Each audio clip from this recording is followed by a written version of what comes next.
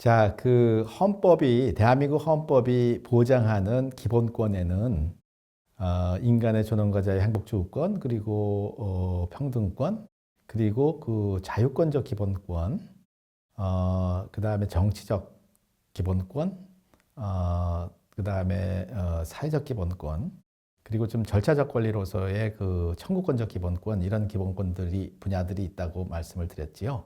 그러면은 그 각각의 분야에서 외국인이 어떤 권리를 누리느냐를 살펴보려고 하는데, 그러면 그 인간의 존엄과 같이 행복 추구권, 그리고 평등권, 그리고 이제 자유권적 기본권을 총괄해가지고서 우리가 시민적 권리라고 할 수가 있는데, civil rights, 이거를 그냥 자유권적 기본권을 그 인간의 존엄과 같이 평등권과는 좀 다르게 자유권적 기본권이라고 이렇게 강학상으로 분류를 하고 있습니다만은, 사실은 이거 다 자유권 속에 포함되는 권리라고 할 수가 있겠죠. 넓은 의미에서. 그래서 말씀드린 그 시민적 및 정치적 권리에 관한 국제 규약, 그때 시민적 권리, International Covenant on Civil and Political Rights as the Civil Rights, 이것을 이제 시민적 권리라고 번역을 하면서 동시에 이 규약을 자유권 규약이라고 이야기를 할 때는 거기에 뭐 대한민국 헌법이 보장하는 인간의 존엄과 가치, 그리고 행복 추구권, 그리고 평등권도 포함이 되는 것으로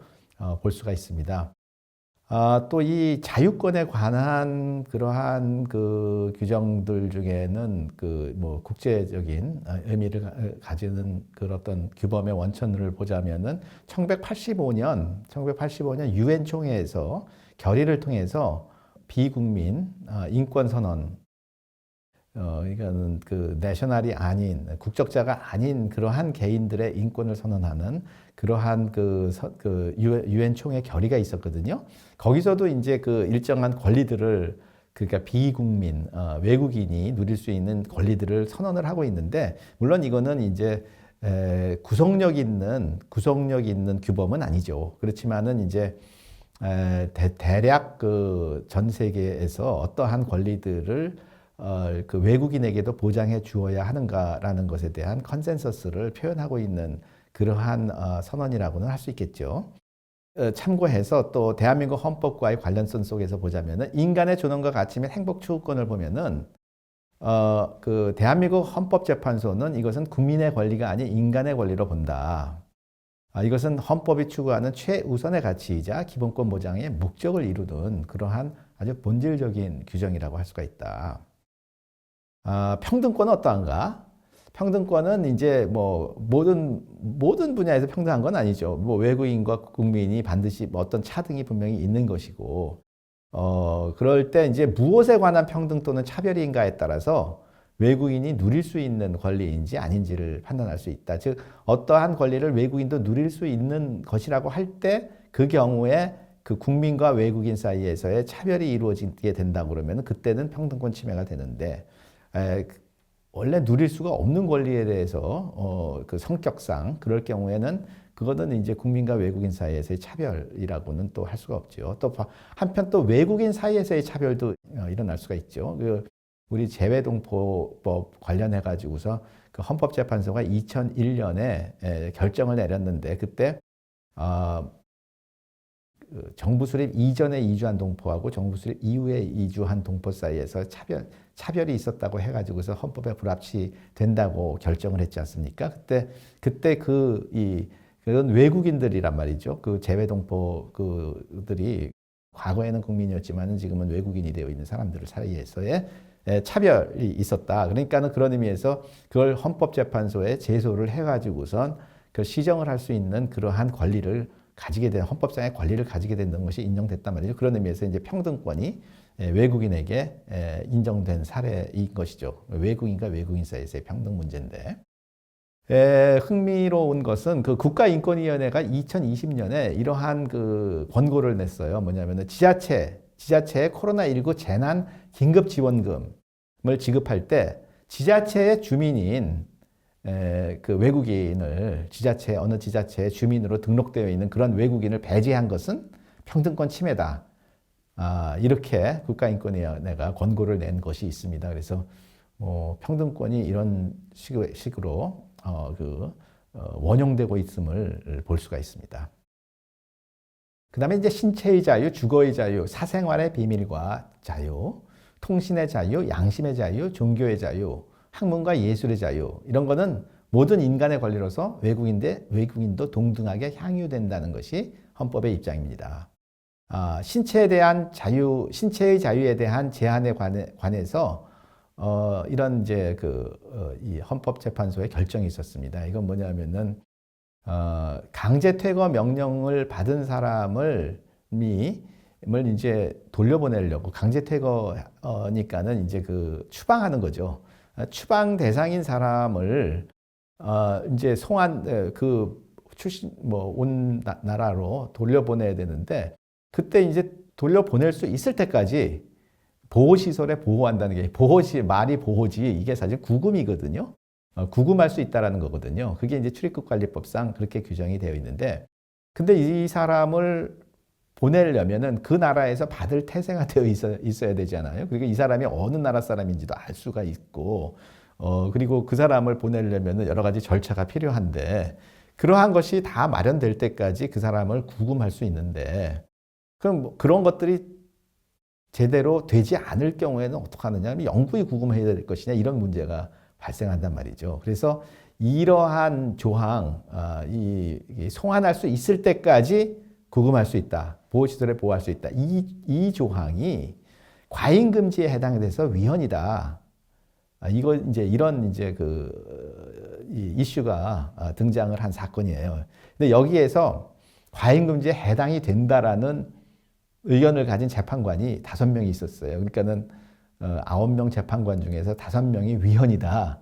그랬는데 대한민국 헌법재판소의 법을 보면은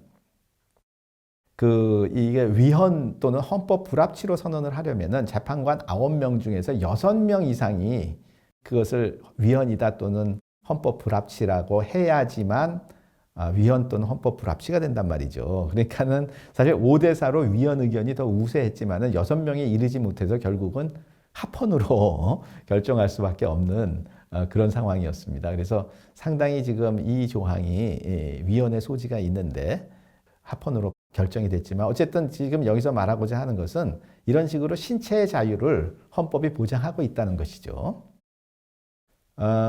사실 돌려보내야 되는 사람을 강제 퇴거해야 되는 사람을 얼마만큼 구금할 수 있느냐라는 것에 대해서 유로피안 유니언도 유럽연합도 굉장히 고민을 많이 하고 있습니다. 그래서 송환 지침이라는 게 있어서 거기서는 최장 6개월 구금한 다음에 사유에 따라서 12개월 연장할 수 있는 그런 조항을 두고 있고 미국도 그것이 굉장히 많은 판례상 이제 다투어졌는데 그래서 어떤 판례가 6개월 구금한 후에 또 심사를 해가지고서 심사를 해서 몇 가지 사유에 해당하면은 연장이 가능하지만은 이 사람을 돌려보낼 수 없는 것이 분명한 그런 경우라면은 어느 나라로도 돌려보낼 수 없는 경우가 분명한 그렇다면은 그것은 계속 영구히 구금할 수는 없는 거란 말이죠. 그렇게 풀어줘야 된다.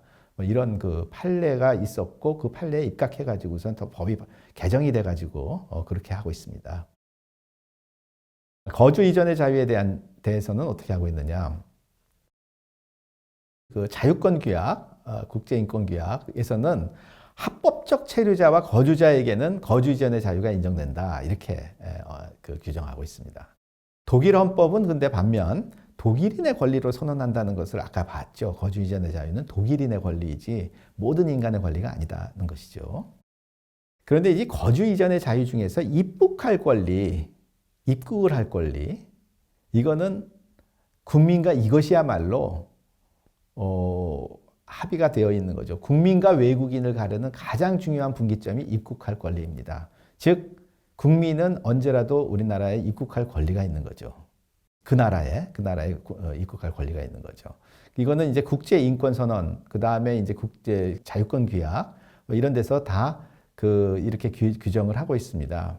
Everyone has the right to return to his country, the right to enter his own country 이런 식의 규정을 두고 있어요. 그런데 이때 his country 또 his own country 이게 뭐냐? 이것이 그 사람이 국적을 가지고 있는 나라만을 뜻하는 것이냐? 아니면은 그 사람이 상주하고 있어가지고선 실제 뭐 그 사람이 상주하는 나라, 상주국까지도 포함하는 것이냐 이런 의문이 제기가 될 수 있습니다. 이게 그 유럽 인권 협약의 제4의정서에는 이런 말이 있어요. The right to enter the territory of the state of which he is a national. 그러니까 국적국의 영토에만 들어갈 수 있다만을 규정하고 있는 거죠. 그런데 이렇게 될 경우에는 그럼 무국적자는 어떻게 되느냐? 그리고 영주권을 가지고 있어서 사실은 그 나라로 돌아가야 하는 그러한 사람은 어떻게 되느냐? 이제 이런 의문이 제기가 되는 것이죠. 그래서 여기에 대해서는 이제 많은 그 국제법상으로도 논란이 좀 있습니다. 입국할 권리. 그렇죠. 어쨌든 최소한 국민과 외국인을 가르는 중요한 분기점이고 국민의 권리임에는 분명하다. 그리고 이 일반적으로 외국인에게 일반적으로 인정되는 것은 아니다. 무국적자와 영주권자에 대해서는 좀 생각해 볼 여지가 있다. 그렇지만은 일반적으로 외국인에게 인정되는 권리는 아니다. 한 가지 이제 흥미로운 점을 좀 언급을 하자면은 이 입국할 권리, 국민은 그 입국할 권리는 동시에 자기네 나라로 돌아올 수 있는 권리를 의미하는 건데, 귀환권이죠. 귀환할 수 있는 권리를 의미하는 건데, 이게 사실은 20세기 초부터 사실은 이 입국할 권리는 국민의 권리로서 인정이 되기 시작을 했거든요. 근데 그거는 그 국민의 권리를 보장해 주려는 목적이 처음부터 등장한 것이 아니라 오히려 데리고 있고 싶지 않은 외국인을 각국이 쫓아내고 싶은데 쫓아내려면은 그 사람의 출신국이 그 사람을 받아줘야 되잖아요. 그렇기 때문에 그 쫓아내기 위한 목적으로 나라들이 합의를 한 거죠. 합의를 점점 이루어간 거죠. 그래서 그 강제 퇴거 대상인 외국인을 용이하게 강제 퇴거하기 위한 목적으로 각국은 자국민을 받아들여야 한다. 이러한 그 원칙이 등장을 하게 된 것입니다. 그래서 참 이 권리의 등장이 어찌 보면은 국가의 주권을 보장해주기 위한 실현을 보장해주기 위한 그러한 목적하에 권리가 인정이 된 형성이 된 그러한 경우로 사례로 볼 수가 있습니다. 흥미롭죠. 그다음에 이제 가족결합권은 외국인에게 얼마만큼 인정이 되어야 할 것이냐. 그게 이제 문제가 된 가족결합권도 이 기본권이다라는 것을 선언한 그런 것이 문제가 된 사건이 하나 있는데 이게 어떻게 되냐면은 7개국 출신과의 결혼에 대한 국제결혼 안내 프로그램 이수 요건에 대한 이 이제 위헌이다 이런 것이 주장되는 건데 뭐냐면은 그 결혼 이민자가 많이 들어왔죠 대한민국에. 그래서 이제 소위 다문화 가족을 이제 이루게 이제 되는 건데, 뭐 다문화 가족에 대해서는 또 나중에 다음 주차에 설명을 드리겠습니다만은, 그렇게 해서 국제결혼 이주 가족들이 생겨나는데, 그러다 보니까 많은 그 문제점들이 일어났거든요. 그래서 한국에 이게 한국 사회에 충분히 통합될 수 있는 그러한 준비가 안 되어 있는 그런 외국인들이 들어오게 되는 것을 방지하기 위해서 그리고 그 외국인을 받아들이는 그 배우자의 경우도 그런 것들에 대한 인식이 매우 좀 부족한 경우가 있기 때문에 어떠한 그 교육을 이수하도록 했단 말이죠. 그리고 그 교육을 이수하는 사람을 7개국 출신의 사람과의 결혼을 하는 경우에만 그 이수를 하도록 했단 말이죠. 이것이 이제 위헌이다. 가족 결합권을 침해하는 거다. 그리고 또 평등권을 침해하는 거다. 이런 주장이 대두했거든요. 그런데 이제 이 사건에서 사실은 실제로 어떤 헌법상의 권리를 침해하려면은 그 구체적인 행위가 있어야 하는데 구체적인 행위는 없고 그냥 그 어떤 규정만 있다. 그리고 지침의 규정만이 되어 있기 때문에 그것은 아직까지는 그 권리 침해가 이루어진 것이 아니다. 이런 이제 그것 때문에 이제 각하가 됐는데 그 사건에서 반대 의견에서 이런 말을 하고 있어요. 헌법 제36조 제1항은 혼인과 가족 생활을 스스로 결정하고 형성할 수 있는 자유를 기본권으로서 보장하고 혼인과 가족에 대한 제도를 보장한다. 한 가족 구성원이 특정 국가에 합법적으로 거주하고 있는 경우 가족이 함께 살기 위하여 다른 가족 구성원이 그 국가에 입국하고 거주할 권리를 의미하는 가족 결합권은 혼인의 자유 중 특수한 형태로서 보호된다. 이런 그 반대 의견이 이 점을 선언을 하고 있습니다. 이 법정 의견은 이건 그냥 아직 침해가 이루어진 것이 아니기 때문에 판단할 수 없다라는 그런 입장이었고요. 자, 근데 이제 그 가족 결합권 중에서 모든 그러면 외국인에게 가족 결합권이 인정되느냐를 따지기에 앞서서 난민은 어떤가? 난민은 난민의 가족 결합권에 대해서는 사회권 규약 10조 그리고 자유권 규약 17조, 23조, 그다음에 아동 권리 협약, 특히 아동 권리 협약 9조, 10조, 22조 이런 여러 규정들이 있어서 이로부터 그 난민의 경우에는 특히 그리고 난민 아동 보호 차원에서 가족 결합권을 강하게 그래도 국제규범이 인정하려고 하는데 그렇다면은 이 우리 그 헌법 제 10조와 36조 그 가족 보호 그리고 10조 인간의 존엄과 가치 행복 추구권에 근거해서 이 난민의 경우에는 그 가족 결합권을 헌법상의 권리로서 인정할 수 있는 것이 아닐까 하는 그런 생각을 듭니다. 그래서 뭐 그 경우에는 어떤 기본권으로 인정되는 것이 마땅하다고 볼 수 있는데 그런데 이제 그 국제 규범 중에서도 이 가족 결합권을 뭐 그렇게 아주 강력하게 모든 그 외국인의 가족 결합권을 인정하는 것은 아니고 그래서 비국민 인권선언 제5조에서도 그 가족 결합권을 언급하고 있는데 뭐 이 선언 자체가 구속력이 없을 뿐만 아니라 법률에 의해서 뭐 그렇게 보장한다 이렇게 얘기를 했기 때문에 그 법률이 어떻게 되느냐에 따라서 굉장히 다를 수가 있는 거죠. 그 다음에 이제 이주 노동자 권리 협약이라는 그 협약이 있습니다. International Convention on the Protection of the Rights of All Migrant Workers and Members of Their Families 이런 좀 긴 제목의 그 협약인데 이것은 여기에 이제 가입한 그 당사국들이 주로 그 송출국들이 중심이 되어 있고 그 다음에 그 수입국 그 노동력을 수입하는 그러한 그 이 나라들은 대체로 여기에 협약에 당사국이 되어 있지 않거든요. 그래서 사실은 상당히 그 규범력이 좀 떨어지는데 규범적 실효성이 좀 떨어지는데 여기서도 그 여기 44조에서도 적절한 조치를 취할 의무가 있다. 그 가족 결합을 보장하기 위한 적절한 조치를 취해야 된다라는 것을 규정할 뿐이지 그 이상으로 뭐 강력한 어떤 강제성 있는 그런 규정을 두고 있지는 않은 것이죠. 그리고 뭐 말씀드린 대로 당사국이 적어서 실효성이 제한되어 있고요. 언론 출판 집회 결사는 어떤가? 자유권 규약에서는 everyone의 권리로 선언을 하고 있습니다. 한편 유럽 인권 협약은 표현의 자유와 집회 결사의 자유를 보장하기는 하는데 다만 이것이 있음에도 불구하고 외국인의 정치적 행동을 제한할 수 있다. 이렇게 또 규정을 하고 있습니다. 대한민국 출입국관리법에서는 대한민국에 체류하는 외국인은 이 법 또는 다른 법률에서 정하는 경우를 제외하고는 정치 활동을 하여서는 아니 된다. 정치 활동 금지를 아예 법률로서 규정하고 있거든요. 그러면은 사실은 표현의 자유의 많은 부분이 정치적 표현의 자유라고 할 수 있는데 그 정치적 표현의 자유를 제한한다 그러면은 상당한 정도로 자유가 제한되는 것이죠. 그러니까는 사실은 참 딜레마죠. 이 언론 출판 집회 결사 이 표현 중에서도 특히 언론 출판의 자유는 모든 사람의 권리로 선언을 해야 마땅한 것이지만은 한편으로는 정치적 행동 제한이라는 그런 것에 의해서 또 제한을 받게 되는 것이죠. 그런 딜레마가 있고 집회 결사의 자유에 관해서 보자면은 이제 독일 헌법에서는 독일인의 권리로 분명하게 선언을 하고 있는 것을 볼 수가 있고 미합중국 헌법의 경우에는 그 수정 1조가 규정하는 그 표현의 자유에 관해서 논란이 있는데 특히 이제 그